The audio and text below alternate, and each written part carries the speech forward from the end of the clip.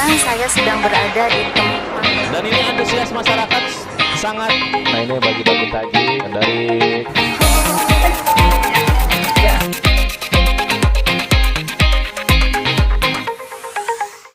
Hujan deras disertai angin kencang, sebuah rumah milik warga di Desa Darawolong, Kecamatan Purwasari, Kabupaten Karawang roboh akibat diguyur hujan lebat disertai angin kencang, pada Kamis, tanggal 10 November tahun 2022.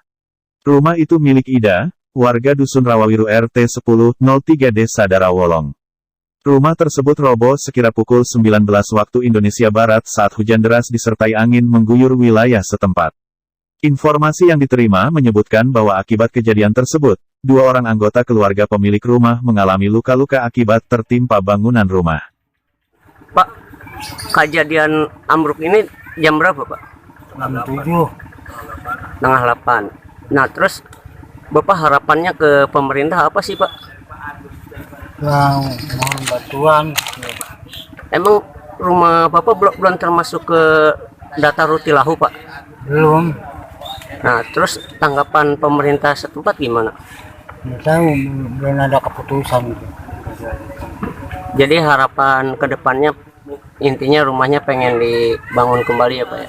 Ini kan rumah warga dusun Rawawiru termasuk ke Desa Darawolong, dikarenakan status tanah bukan tanah milik, jadi saya tidak bisa, tidak dimasukkan, jadi dikarenakan status tanah bukan status tanah milik, itu.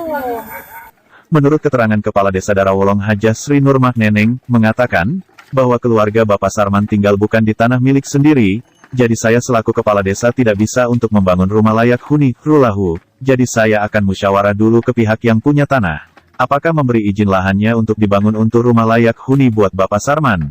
Jikalaupun tidak ada kesepakatan, saya selaku Kepala Desa akan bertanggung jawab adapun bantuan yang dari luar KSB sudah turun dan logistik juga. Sementara proses evakuasi ambruknya rumah tersebut dibantu oleh TNI Polri, PB BPBD Kecamatan Purwasari dan warga setempat. Dari Karawang, Jawa Barat, Lutfi Alfarizi Azam TV Jabar melaporkan.